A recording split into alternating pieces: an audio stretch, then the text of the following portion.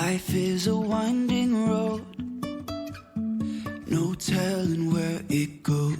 Hey guys, Amber here with a Meeple family, and thank you so much for joining me today. If you haven't already, I would love to have you subscribe to our channel and give this video a thumbs up. It really helps our channel grow. Well, I'm really excited to be delving in today to a new expansion that's coming out for the game Hidden Leaders. Now, if you haven't checked out my how to play for the base game Hidden Leaders, be sure to do that, and I'll put a link to that in the description of this video. But this expansion is going to add an additional 3 modules to the game, or 3 different ways you can experience the game. You can play them all individually or add them in all together and really enhance the gameplay of Hidden Leaders. So let's head down to the table and take a look at how this expansion adds to the base game of Hidden Leaders. Now, before I dive into this Hidden Leaders Forgotten Legends expansion, I do want to show you everything else I have on the table is part of the base game, and you are going to need to have the base game in order to play this expansion. This is also a prototype, so there are even some elements of this game that I actually had to print in order to show you how the gameplay is going to work, because there were some last-minute tweaks the designers made to the gameplay. So let's first take a look at what comes in the expansion of Hidden Leaders Forgotten Legends. Now, as I stated earlier, this expansion actually comes with 3 modules, so I'm going to quickly show you those here, and then we'll look at how they each change gameplay. So this first module here is the Guardians module. It's going to come with 4 additional Guardian Leaders,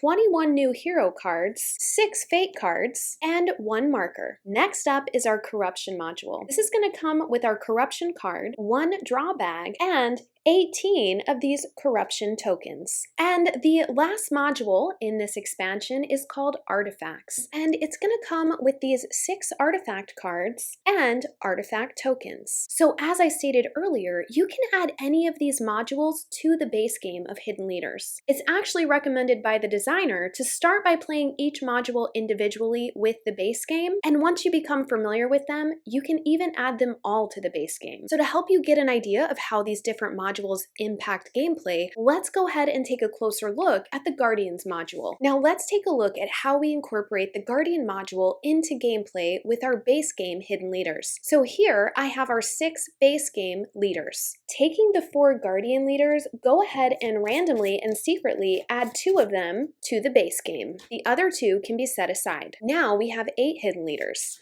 Go ahead and shuffle these and deal 1 to each player as usual. Now the Guardian module is going to add 20 Guardian heroes and the Mother of Guardians. Go ahead and shuffle these 21 cards into the hero deck. Now at a later date, if you're ever wanting to separate these Guardian heroes from your original base game hero deck, you can do so by looking at the left side. You're going to see an icon of a Guardian symbol, and that is unique to this expansion. So it'll be pretty easy to get these separated from your base game if you ever need to maybe teach a new player the base game first. Now the game is also going to come with 6 Guardian Fate cards. Now these ones I actually had to print, and this is just a prototype, but you're going to want to place these fate cards near the game board as well. Lastly, we're going to want to take our Guardian Meeple and go ahead and place it on the 1 position of the game board. At this point, you can simply set up the game as you normally would. Now, during gameplay, if you ever perform the ability of a Guardian hero, you're also going to move the Guardian hero marker up 2 spaces. Now, you're going to know if you're playing a Guardian hero because on the left-hand side, in addition to a normal faction, you're also going to see a Guardian icon faction below. Now just keep in mind the only time that this Guardian marker is moved is when the Guardian hero action is performed. There's another unique twist with this module. If at any time a Guardian is put into the graveyard, the player who put the Guardian into the graveyard does the following. They're first going to draw 2 Guardian Fate cards. They're going to choose one of them and reveal the chosen card and perform it. Then they're going to go ahead and shuffle all 6 Guardian Fate cards again and place them next to the game board. Now, in addition to our normal rules for factions winning the game, we have introduced a new faction, the Guardian faction. Now, in order for that Guardian faction to claim victory, at the end of the game, that Guardian faction simply needs to be ahead of both the hill tribes and the Imperial Army token. Now, it is important to note that a Guardian victory trumps all other faction victories. And that's a quick look at how this Guardian module changes the base game of Hidden Leaders. Now, let's quickly take a look at the Corruption module. If you'll recall, this comes with the Corruption card, 18 Corruption tokens, and your draw bag. Now, each Corruption token has two sides. The front side, as we see here, has an influence on the given hero. And if we turn these over to the back side, we can see that this simply gives an indication on what Corruption token this might be, or what's on the front side of the token. Now, when incorporating the Corruption module into the base game, you're going to go ahead and set up your game as normal. Once setup is complete, be sure to add all Corruption tokens to the bag. Now, go ahead and place the Claim Corruption card next to the Harbor. And depending on how many players you have playing your game, just be sure the correct side of the card is face up. You're then going to want to draw 2 Corruption tokens from the bag and place them on the Corruption card with the back side face up. Now, a player can claim Corruption at any time during their turn if they've fulfilled the associated requirement next to that Corruption token. For instance, this top one says we need to have 3 face-up heroes in our party, while the bottom one says we need to have 5 face-up heroes in our party. So for instance, if my player area looks something like this, I would be able to access the 3 face-up heroes in your party and claim this Corruption token. Once I've taken my Corruption token, all players then draw a Corruption token from the bag. Now each player will take the token they drew from the bag and put it on one hero in turn order, with the back side of the token face up and revealed. That hero is now corrupt. Players cannot put a Corruption token on a corrupted hero. And of course, the player who claimed Corruption has to put both tokens down. Now, a player can only claim Corruption once per turn, even if they're able to fulfill both requirements. So let's quickly look at these Corruption effects. Some of these effects will take place on faction changes. A corrupted hero changes their faction loyalty for the game end when determining the winner. Now, during gameplay, corrupted heroes keep their faction, but at the end of the game, these will be revealed, changing players' faction loyalties. Now, you may also encounter backlash tokens that look like this.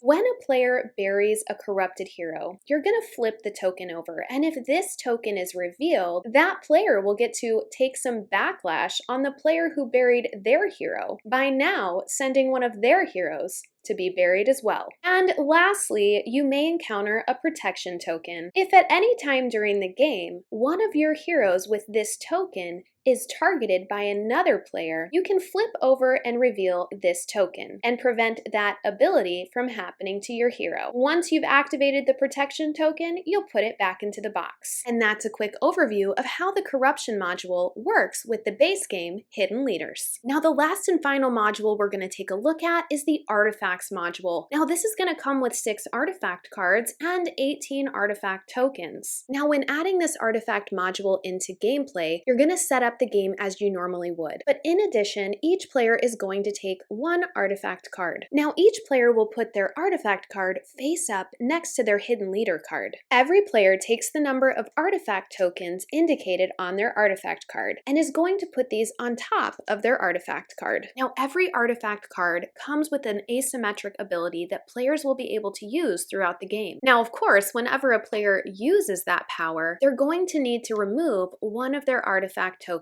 from the card, limiting the amount of times they can take that action throughout the game. Now, there are 2 icons we're going to see on these artifact cards. One of them, like here in the middle, is a lightning bolt. This means that a player can use the ability at any point during step 1 of their turn. For instance, this action allows a player to bury any one face up or face down hidden hero. Now, the other icon we're going to see is an hourglass icon. This means that this action can be taken after step 4, which is when we fill up the tavern. Now, this special ability reads, draw a card from the tavern or from the graveyard. And that's a quick overview of how the Artifacts module adjusts the base game of Hidden Leaders. Well, as always, thank you guys so much for joining me at the table as I walked you through Hidden Leaders Forgotten Legends expansion. corruption. Now, I already really love the game Hidden Leaders base game, but this expansion and these 3 modules, the Guardians, Corruption, and Artifacts, really elevate the gameplay. They add a lot more variety to the gameplay that I didn't really even notice was missing, but now that I've played with these 3 modules, I can't really imagine just going back to the base game. I think my absolute favorite module out of all 3 of these is actually the Artifact module, because I love any game that's going to offer some type of asymmetric ability. And to me, that's really kind of what I equate the Artifact module to be, is really just allowing you to have this special action you can do on your turn that no one else can do. And you can use that action to benefit you to ensure that your faction wins. Now, the other 2 modules, the Corruption and the Guardians, are great as well. Now, the Guardians is pretty neat because you're adding in this whole other faction that didn't even exist in the base game. And these Guardian hero cards are really powerful. They can make some major moves in the game. But the trade-off with that is when you play them, you're kind of putting that Guardian